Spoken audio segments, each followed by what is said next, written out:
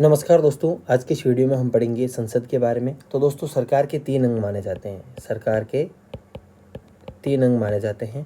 उसमें आप देखें तो संसद, जिसे हम क्या कहते हैं, व्यवस्थापिका कहते हैं। क्या कहते हैं? व्यवस्थापिका भी कहा जाता है।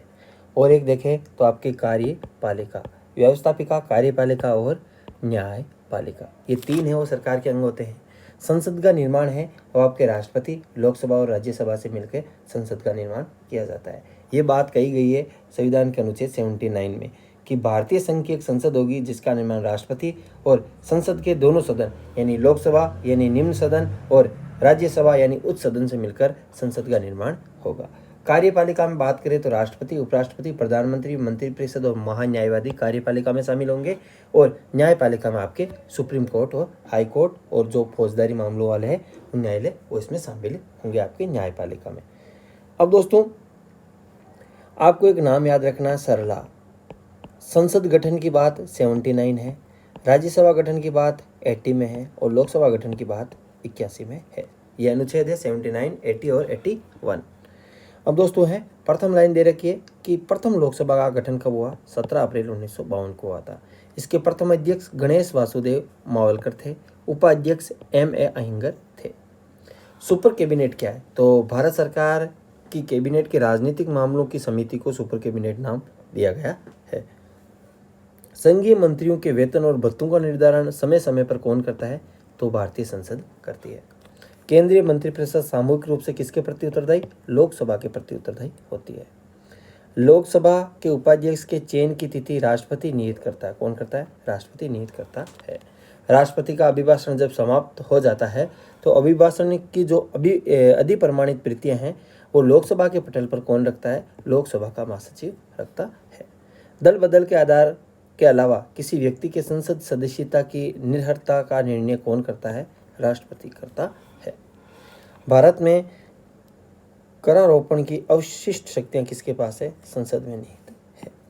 दिल्ली के अलावा अन्य संघीय क्षेत्रों से लोकसभा के लिए निर्वाचित होने वाले वास्तविक लोकसभा सदस्यों की संख्या कितनी है? 6। अक्टूबर 2019 है, पहले की बात है। वर्तमान में दिल्ली के अलावा अन्य संघीय क्षेत्रों की लोकसभा सदस्यों की संख्या कितनी हो गई है? आपके 12 हो गई है। संविधान संशोधन विधेयक भारतीय संसद के दोनों सदनों द्वारा अलग अलग सदनों में विशेष बहुमत यानी 2/3 बहुमत से पारित होना आवश्यक है। आपके कौन सा विधेयक है? संविधान संशोधन संबंधी विधेयक।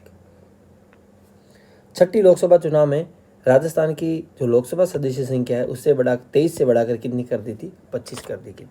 अब पूछा जा सकता है कि कौन से लोकसभा चुनाव में राजस्थान में लोकसभा सदस्यों की संख्या यानी जो लोकसभा सांसद सदस्य है उनकी संख्या है 23 से बढ़ाकर 25 कर दी? 6वीं लोकसभा चुनाव में।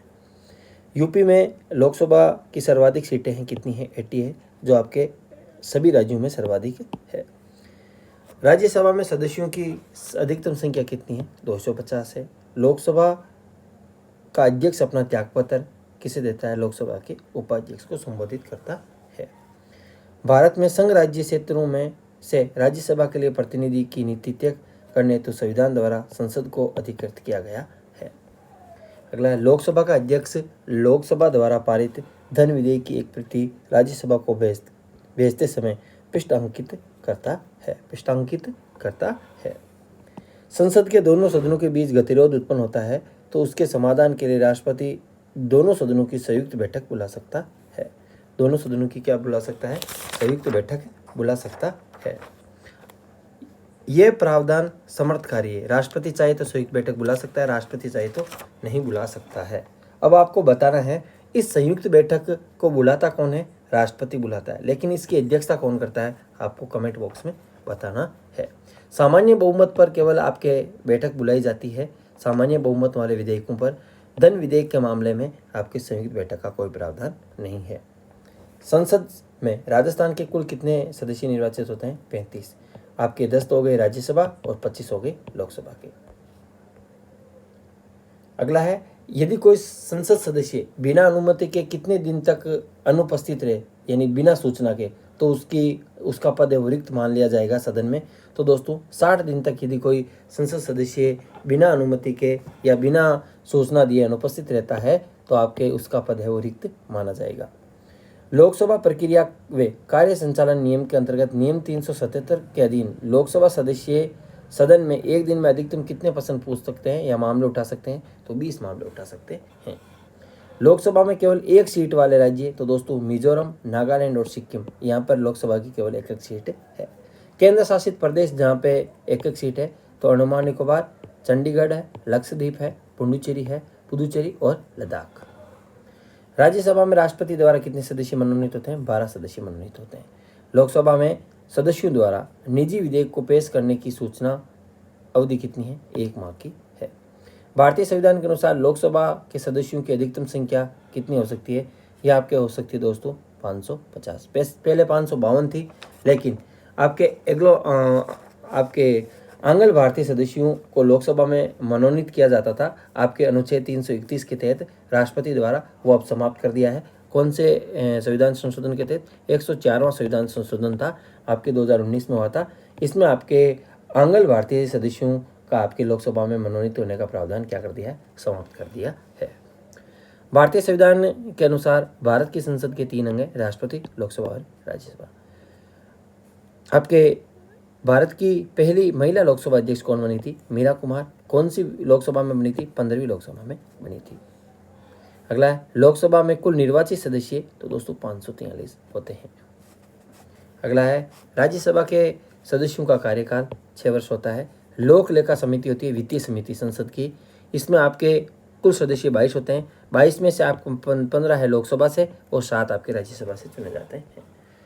संसद की सदस्यता के लिए उम्मीदवार को लोकसभा के लिए कम से कम कितने वर्ष का होना चाहिए? 25 वर्ष का, और राज्यसभा के लिए कम से कम 30 वर्ष का होना आवश्यक है।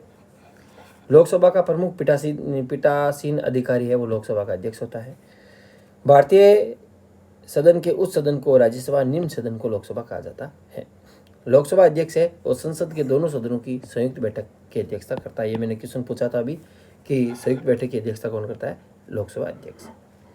संसद के 2 कार्मिक सत्रों के समय अंतराल 6 महीने से अधिक नहीं होना चाहिए। संसद को किसी भी समुदाय को आपके अनुसूचित जाति, अनुसूचित जनजाति के रूप में शामिल करने या निकालने की शक्ति प्राप्त है। किस है? संसद को। यानी किसी एरिया को SC/ST घोषित करना हो या उसे शामिल करना हो या उसे बाहर निकालना हो, ये शक्ति आपके संसद के पास है। संसदीय समितियां 2 प्रकार की होती है, स्थायी समितियां और तदर्थ समितियां। भारतीय संसद का गठन भारतीय संविधान के अनुच्छेद 79 के अंतर्गत किया गया है। अब लोकसभा के बारे में देखें। लोकसभा है वो आपके इसे प्रथम सदन, लोक सदन और लोकप्रिय सदन, निम्न सदन या प्रतिनिधि सभा भी आपके लोकसभा को कहा जाता है। लोकसभा की अधिकतम संख्या है वो आपके 550 है। 530 सदस्य विभिन्न राज्यों से, 20 आपके केंद्र शासित प्रदेशों से चुने जाते हैं। यह आप बात याद रखेंगे। वर्तमान में सदस्य संख्या कितनी है? 543 है। उसमें से जनरल यानी सामान्य के आपके 412 है और ST के यानी अनुसूचित जाति के 84 और SC के आपके हो जाएंगे 47। 530 सदस्य है वो आपके 28 राज्यों से और आपके 19 सदस्य है वो आपके संघ शासित प्रदेशों से चुने जाते हैं।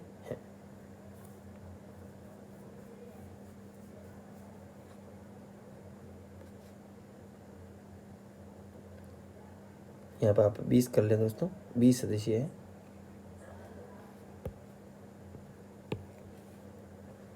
अगला है 84वां संविधान संशोधन 2001 के अनुसार लोकसभा तथा विधानसभा की सीटों की संख्या 2026 तक अपरिवर्तित रहेगी। अगला है कि कौन से संविधान संशोधन के तहत मतदाता की आयु 21 वर्ष से घटाकर 18 वर्ष कर दी गई थी? वो आपके 61वां संविधान संशोधन 1989 वाला है।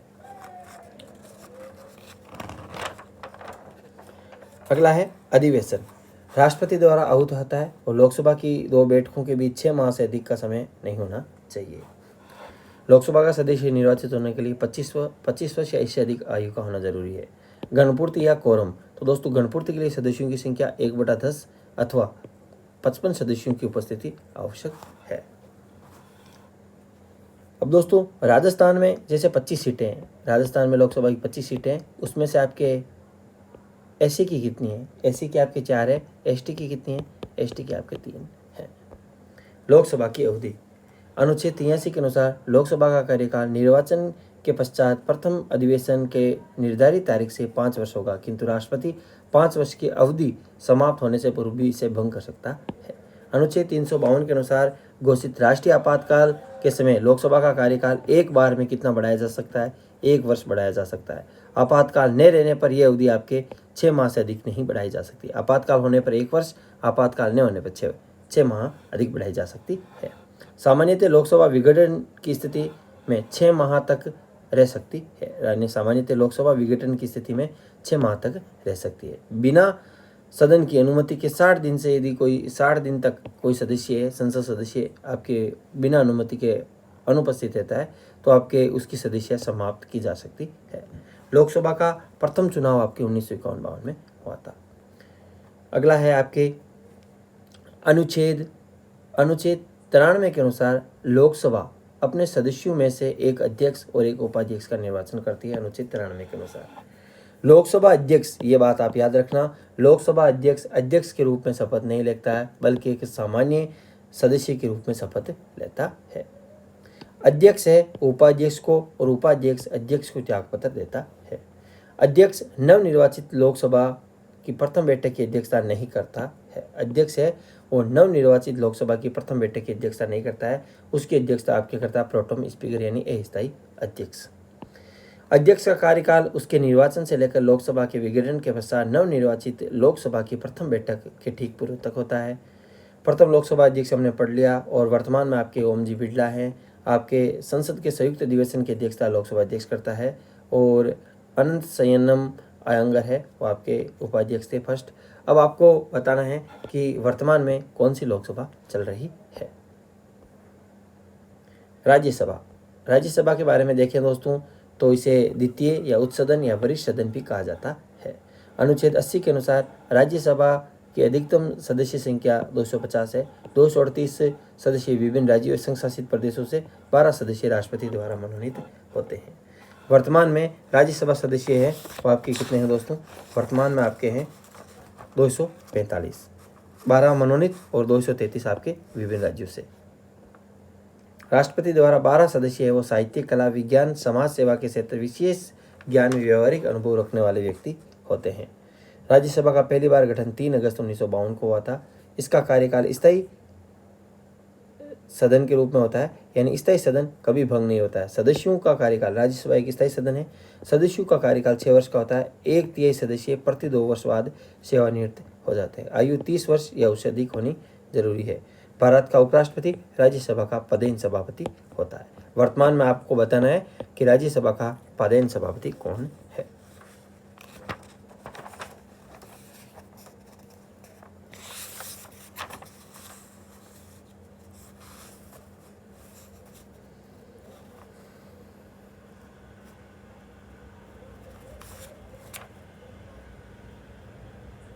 अगला है भारतीय संसद में प्रतिवर्ष कितने सत्र होते हैं? तो दोस्तों इसमें 3 सत्र होते हैं। कितने सत्र होते हैं? 3 सत्र होते हैं। अनुच्छेद 85 में बात कही गई है कि राष्ट्रपति समय समय पर संसद के प्रत्येक सदन को आहूत करता है। तो दोस्तों 3 सत्र होते हैं। आपके बजट सत्र जो फरवरी मई में होता है, मानसून सत्र आपके जुलाई सितंबर में और शीतकालीन सत्र नवंबर दिसंबर में होता है।